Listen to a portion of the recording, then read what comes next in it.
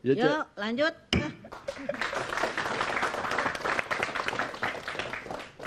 Ya, kita lanjutkan lagi polemik. Tema kita siapa menteri layak diganti. Kita nggak berani nyebut nama, tapi sudah mulai ada suara-suara. Tidak harus profesional, bisa juga yang dari parpol. Begitu Bang Tota? Siapapun bisa. Yang menurut Presiden memang dianggap menjadi bottlenecking dalam proses pencapaian target-target dari pemerintahan. Ukurannya Sesimpel apa? itu menurut Ukurannya saya. apa? Ya, KPI-nya ada. Sekalipun Indra J. Piliang tidak mau kita ini masuk di kabinet, tapi kalau presiden mau, siapa saja bisa. Itulah makna prerogatif. Artinya gini, artinya kekuasaan gonta-ganti menteri itu setelah kekuasaan Tuhan itu Joko Widodo. Iya, iya. Jadi tidak bisa, tidak ada pengaruhnya dengan segala macam. Rapornya Jadi, evaluasi tidak tidak ada ada. pengaruh. Jadi saya ingin Jadi mengatakan, tidak usah Indra Nanti khawatir. saya lakukan evaluasi lagi. saya ingin mengatakan kita bukan bicara orang. Oke. Ada kita nyimpulkan dari Mas Indra misalnya, satu harus dilihat bahwa nawacita ketika kita cross check itu ternyata sangat minim masuk di RPJMN para menteri. Betul. Kita bisa cek itu. Artinya ini problem besar Jokowi bahwa reformasi birokrasi salah satu penilaian besar adalah para eselon 1, 2, 3 dan menterinya itu bisa nggak gagasan besar tentang nawacita, gagasan tentang reformasi mental itu masuk. Itu poin pertama. Oke. Poin kedua adalah soal penyerapan anggaran. Saya mendukung dari awal Jokowi. Tetapi saya di Komisi 8 mengkritisi bagaimana penyerapan anggaran di kementerian yang jadi mitra saya di Komisi 8 itu sangat rendah. Ini yang harusnya menjadi evaluasi. Makanya nanti Jokowi tidak perlu didikte, tidak perlu lalu didesak-desak orang per orang. Tetapi ini soal bangsa dan negara dan kita dorong baik dari DPR, publik dan sebagainya agar ini loh. Makanya dulu saya masih ingat Pak Ngabalin bilang kalau bisa soal nawacita ketika Jokowi akhirnya jadi, ya udah itu diundang-undangkan atau apalah istilahnya Ngabalin ketika itu kan. Artinya dalam 5 tahun pemerintahan ini gagasan janji-janji kampanye bukan sekedar slogan kosong, tapi diimplementasikan. Nanti sejarah uji apakah ini regulasinya. betul. Setuju. Hari ini saya melihat Pak Ngabalin lebih arif dan bijaksana. Bukan, memang dari awal saya bilang begini, saya bilang tadi Bang Saprizal sejak awal kami katakan bahwa begitu Mahkamah Konstitusi mengatakan bahwa Jokowi menang, maka pada saat itulah kita berkumpul kemudian saya ini boleh ngomong, saya ini direktur politik KMP, jadi saya mengerti. Jadi bukan baru kali ini, kita ini memang orang sekolah, orang berpendidikan. Kita mengerti di mana kita hidup dan sebuah aturan konstitusi itu sedang berlangsung. Karena kita punya pengalaman. Waktu masih sekolah di Universitas Indonesia, dahulu gonjang-ganjing pemerintah itu kita tahu, itu yang rugi adalah masyarakat. Sekarang kita hari ini ada, itu sebabnya saya tidak pernah pusing dan tidak pernah berpikir tentang apa yang kalian ributkan tentang kementerian ini. Nggak ada urusan. Listrik. Karena yang saya pikirkan itu adalah apakah kalian ini memang benar-benar bisa memiliki kapasitas dan kemampuan yang cukup atas kepercayaan diberikan atau tidak. Pada akhirnya kan nanti rakyat yang menilai pemerintahan ini baik, buruk, bobrok atau segala macam itu pembantu-pembantu inilah yang ngatur. Artinya DPR juga bisa ngasih masukan kan? Pak Kinerja Jokowi pemerintah. memang dari gonjang ganjing gini, Pak, tanya ke Pak Cot, perlukah reshuffle? Dia harus menjawab. Perlu apa tidak perlunya harus segera dijawab. Itu jawaban dari gonjang ganjing. Negara ini tidak boleh berlarut-larut gonjang ganjing. Tadi saya contohkan PSSI, boleh ribut-ribut, tapi nggak boleh lama-lama, kelamaan. Itu nggak boleh lama-lama. Jadi juga gonjang ganjing reshuffle ini Pak, Bu, jangan lama-lama. Pak Jokowi harus mengambil sikap secara cepat. Artinya boleh reshuffle atau tidak sama sekali. Tidak sama sekali. Atau tidak sama sekali. Jangan Jangan mengambang, dibiarkan ya. gonjang-ganjing. Pak Toto bagaimana? Jangan sampai gini ya. Ada partai yang ngebet ingin masuk kabinet. Ada juga partai yang ingin mengganti temannya sendiri dalam kementerian, mengganti temannya sesama koalisi maksudnya. temannya sendiri di dalam kabinet ini. Yang mendesak presiden, yang mau ultimatum presiden. Bukan berdasarkan kinerja. Tapi berdasarkan ketidaksukaan kepada orang per orang. Ini jangan terjadi. Oh, Hanura itu. Saya nggak menyebut partainya ya.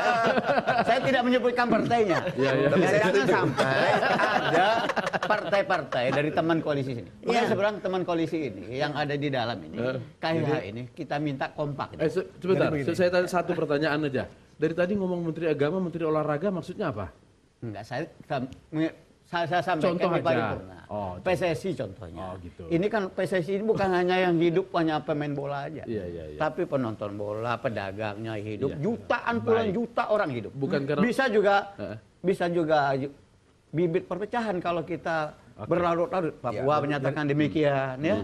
Kami kata Papua apa katanya? Kalau ini bola hidup mati bagi Papua itu. Iya. Ya.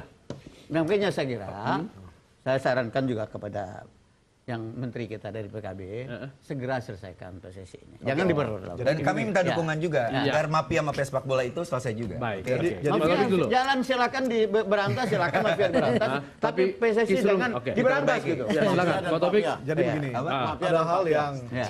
harus kita lihat persoalannya secara substantif dalam konteks reshuffle.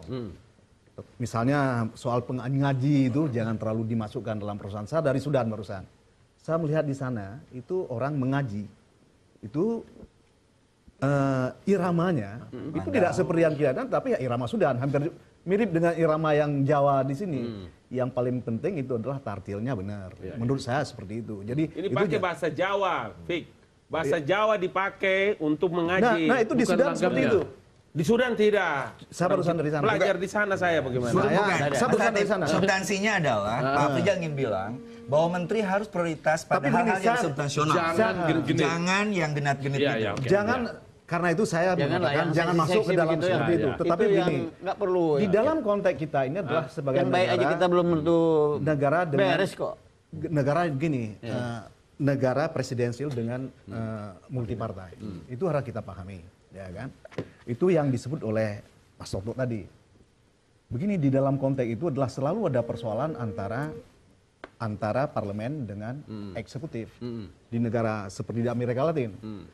Dia tidak ada jalan keluar kalau ada stuck antara parlemen dengan Oke. eksekutif.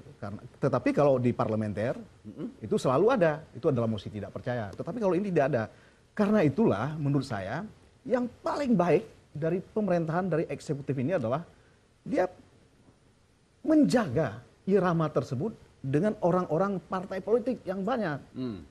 Karena itulah adalah memuluskan parlemen, memuluskan pemerintahan karena ada yang menjaga di parlemen. Ya.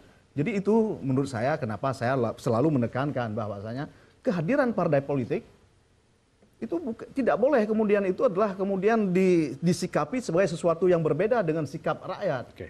Partai politik adalah rakyat.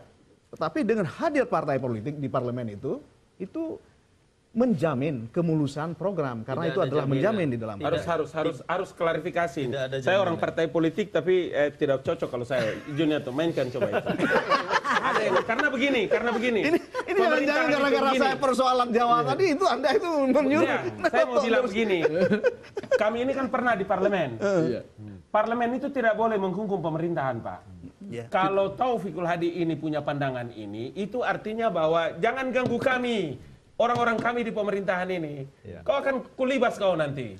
Tidak, Itu sebab, tidak seperti nah, itu. karena itu Ini adalah saya bilang teoritis. fungsi kontrol parlemen. Makanya saya bilang biarlah toh ente yang mainkan deh. Saya Gimana, saya Bang? membicarakan itu adalah secara teoritis, Ya, ya kan? Tidak ada. Fakta berbicara, Obama tidak memiliki parlemen mayoritas. Dan bukan pertama kalinya saja Presiden Amerika Serikat biasa saja menghadapi situasi ketika parlemen tidak mayoritas. Seringnya. Yang kedua, kita buka fakta empiris. SBY merangkul 75,34% kekuatan, bahkan diikat melalui sebuah ijtihad politik bernama Setgap yang baru pernah itu dimiliki oleh sebuah negara dalam sistem presidensial dalam sepanjang sejarah yang saya pelajari. Yang terjadi apa dengan ijtihad politik seperti itu? Tidak terjadi korelasi linier stabilitas politik dengan 75,34% kekuatan. 2 bulan berikut setelah pelantikan Pak SBY jilid kedua, langsung terjadi angket pansus Senturi. 8 bulan kemudian terjadi langsung angket mafia pajak. Tanpa kemudian Pak SBY bisa memenangkan pertarungan di parlemen. Bahkan sampai hari terakhir Senturi tidak selesai menurut saya tanda kutip. Oke. Artinya apa? Kita tidak berbicara kuantitatif. Oke. Logikanya juga ingin menjadi orang yang sehat tidak sebanyak-banyak kita makan karena yang muncul kemudian adalah lemak begitu kan. Jadi, Tapi saya bagaimana ingin- menjaga irama itu saya sepakat. Bagaimana menjaga irama dengan tetap berkompromi terhadap partai-partai yang menjadi partai pendukung, tetapi menjaga irama dengan cara apa? Bukan menjaga secara kuantitatif. Bukan menjaga jumlah tapi tetap mengevaluasi secara objektif apakah kader partai itu bisa bekerja untuk rakyat atau tidak. Oke. Dan kalau tidak bisa bekerja, ya silakan pecat. Itulah go, prerogatif let's go. presiden. Ya. Buang ke sampah. Gimana Pak Ref? Jadi kalau soal mengganti tadi saya bilang itu terserah sama presiden. Tapi tetap menjaga kekompakan dengan partai-partai pendukung. Menjaga kekompakan ini kalau Dengan dikurangi partai-partai marah, pendukung. Udah Bang Safrizal, tidak usah urus dia orang. Ya. Kita KMP aja nggak Ya. usah. Ini saya untuk kepentingan bangsa. Iya, iya, iya, Untuk iya. kepentingan bangsa dan negara. Makanya saya menasihati Pak Jokowi tetap usah. menjaga. Udah, Ini Pak. pengalaman kita pernah masuk Pak SBY. Karena dia tidak menjaga kekompakan itulah terjadi hak angket itu. Iya, iya. Ya, Udah, itu Bang. terjadi hak angket. Apakah angket Senturi itu didukung termasuk PKS yang mendukung?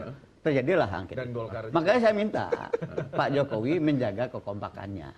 Bukan saya ingin mengurus. Udah Bang, nggak usah urus. Gimana, Siapkan aja Bang. Kalau saya pendapat saya pribadi ya Pak, Presiden Istana Negara mestinya bukan lagi tempat untuk pertemuan dengan pimpinan partai politik.